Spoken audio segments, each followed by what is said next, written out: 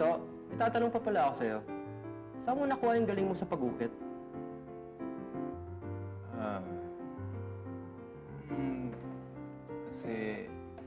Kasi Joseph, may kwento yan eh. Isang magandang kwento. Talaga? Kwento nyo nga. Medyo madrama nga lang Actually, kasama tong sculpture na to sa kwento.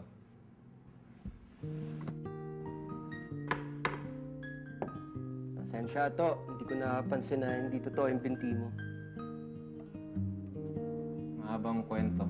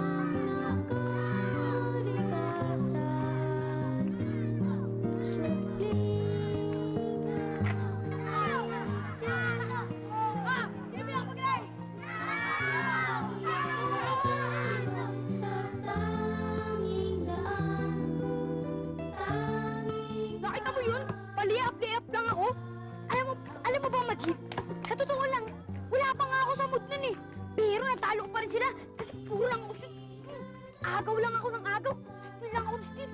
Tsaka drive lang ako ng drive. Diba? Diba? Galing ka, no? Diba? Nanginok ka. Uy! Oo na, magaling ka na. Talo mo nga si Ramil eh.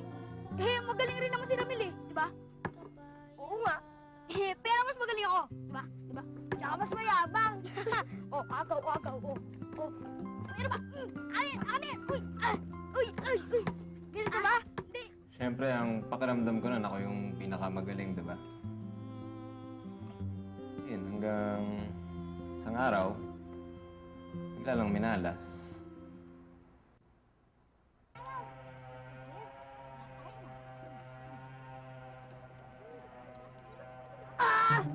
Ito ka!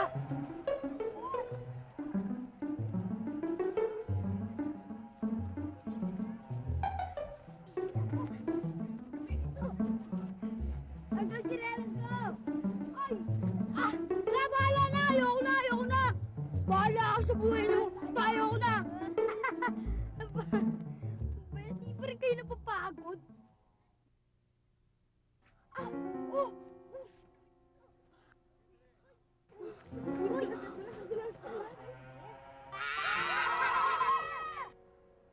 Hindi naman masyadong malalim yung sugat kaya hindi ko pinansin. Pero araw-araw, unti-unting lumaki yung maga. Matiisin kasi sa sakit itong si Ato.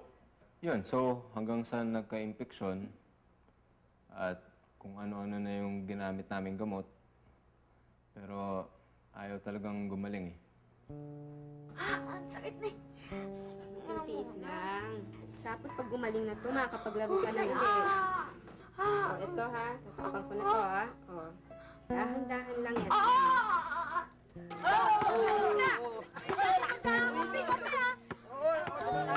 Kami! Kahit saan mo kasi rin sa dingin. Ayaw ko! Sandali lang Ano? Kato, okay ka lang? Oo. Mamahid lang kasi nung sugat ko eh. Oo, sabihin mo lang, takot ka sa akin lumaban, no? Hindi! Sige, mauna na kayo. Susunod na lang ako. Sunod ako. Sige. Sige, mauna kayo. Okay ka lang, ha? Oo.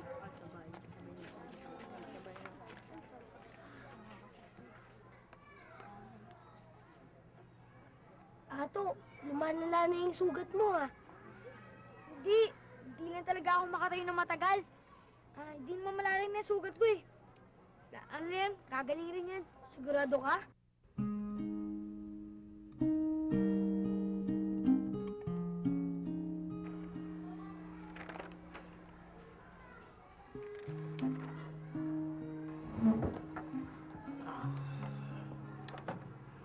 Wala na po tayo magagawa. Ano pong ibig ninyong sabihin, Doktor? Kailangan na pong putulin ang binti ng inyong anak.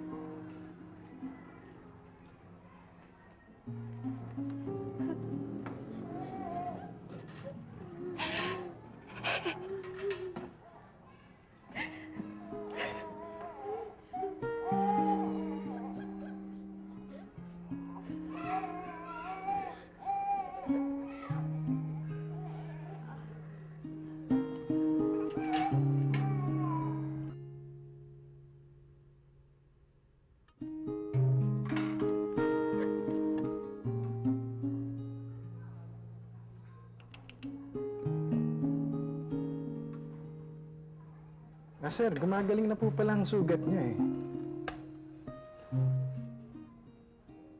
Siya nga pala, may magandang balita po ako. May nag-donate na artificial leg sa kanya. Mabuti naman po. Salamat po.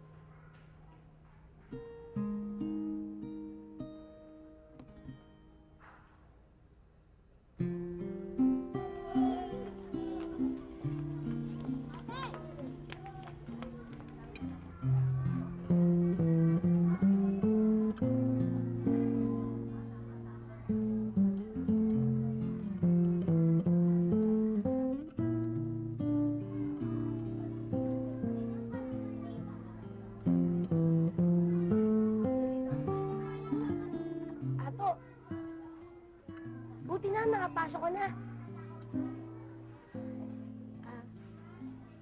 Alam mo, yung wala ka, ang dami namin ginawa.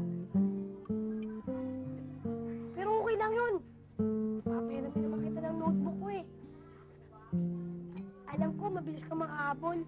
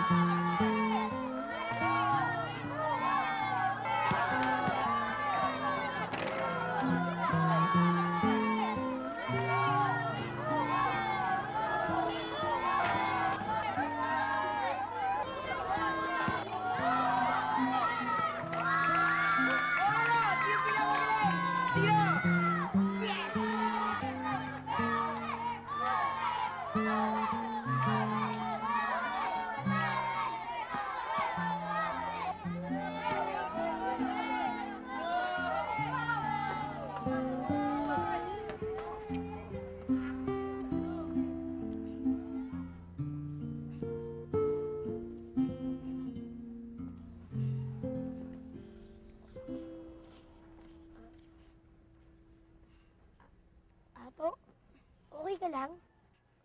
Yung pangit naman ng laro eh. At saka yung si Ramil. Ang yabang. Talagang yumayabang. Pero, hindi naman na. Di ba ganun na kayo maglaro? Kanino ka ba, kumpe? Yumayabang talaga yung si Ramil eh. Kumpe pa kasi.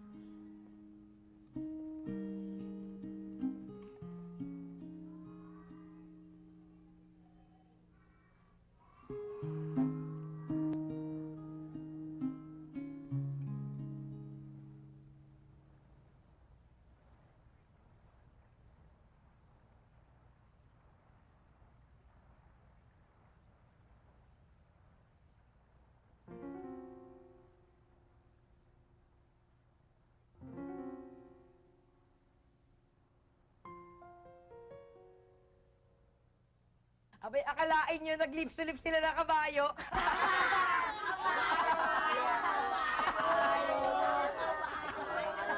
Ano pinagtatawan ninyo dyan? O Ato, huwag ka naman masyadong bugnutin. Tara, pakinggan mo tong kwento ko, nakakatawa. Wala akong pakialam sa kwento mo! Alam mo, Ato, kung ayaw mo makinig, umuwi ka na lang. Ano ba gusto mo? Eh, ikaw eh. Ano gusto mo ah?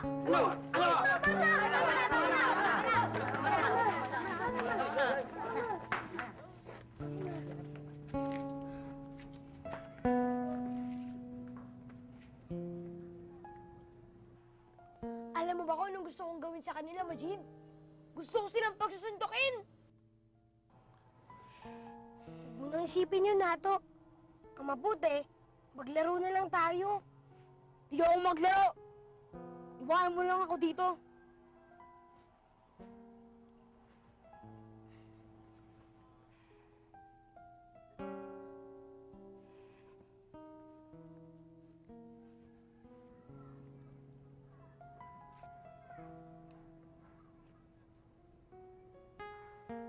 Ato!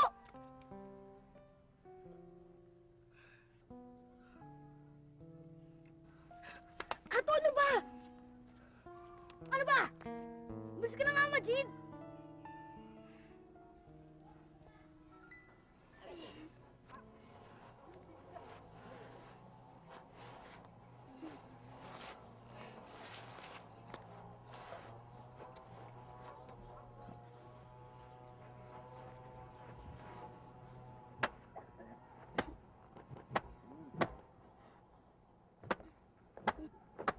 Ah!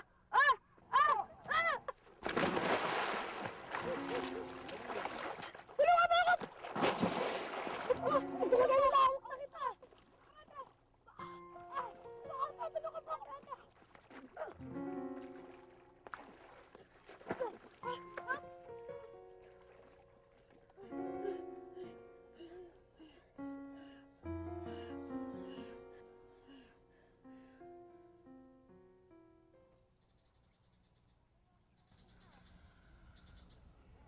Okay ka na? Ligtas ka na? Ligtas na pala tayo. Kuntik na may mangyaring masama, Majid. Ligtas na tayo. Okay ka na ba?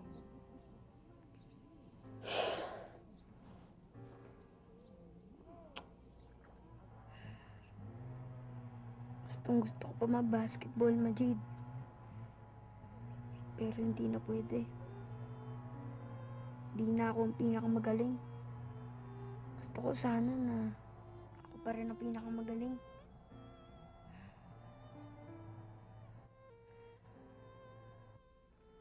Matagal, pero unti-unti natanggap ko rin na ganun talaga. Hindi na ako pwedeng maging pinakamagaling sa basketball. Naging masama ang loob ko. At galit ako sa lahat ng mga tao kahit wala silang kasalanan sa akin. Pero minsan, kapag magulo ang iyong kalooban, medyo nagkakamali ka sa pagtingin mo sa ibang tao. Sabi nila, marami daw buhaya dyan. Eh, nakakita ka na ba ng buhaya? Oo. Saan? Sa probinsya ng pinsan ko. Eh, malaking buhaya ba yun? Oo. Nakakatakot. Hindi. Ha? Sigurado ako, nangatugan ako nakita mo yung buhayang yun. Ah, ikaw nga, ito kulang, namutla na. Naalala mo yun? Oo. Ano ba naman to? Nakakabit yung project mo, ipasa mo na ba? Opo, ma'am. Sige, pasa mo na bukas. Sige pa.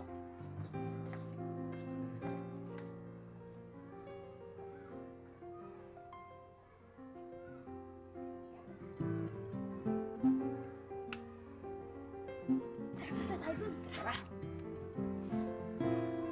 Ano ba? Mahalagang magkaroon muna ng kapayapaan sa ating kalooban bago magkaroon ng kapayapaan sa labas. Marami tayong kailangan gawin para makamit ang kapayapaan. Sa labas, sa ating lipunan, at dito rin sa loob. Sa sa loob ng bawat isa sa atin.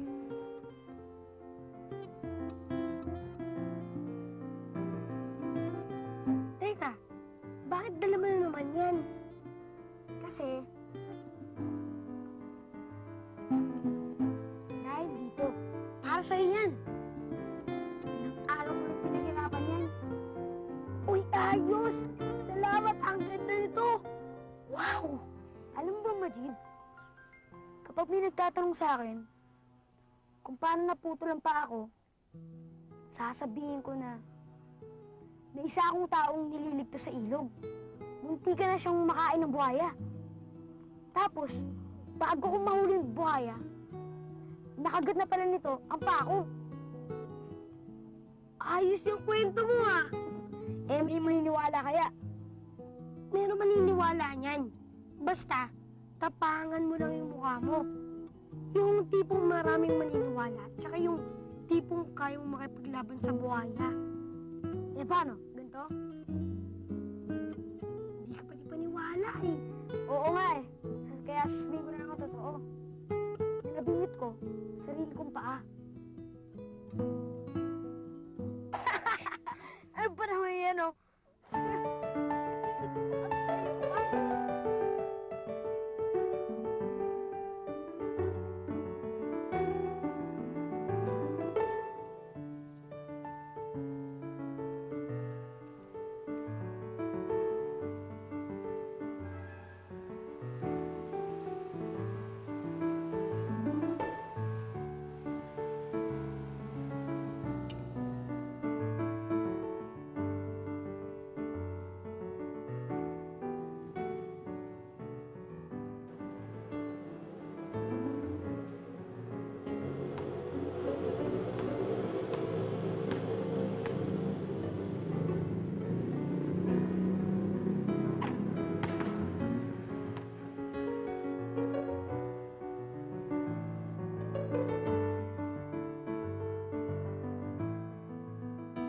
O ano pare?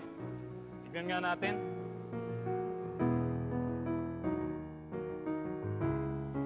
Ato, ano nang mga plano mo ngayon? Kahit na may pansanan ako, ginagawa ko pa rin ang lahat ng makakaya ko para mamuhay ng normal. Sino nga bang makakapagsabi kung ano ang sunod na mangyayari, di ba?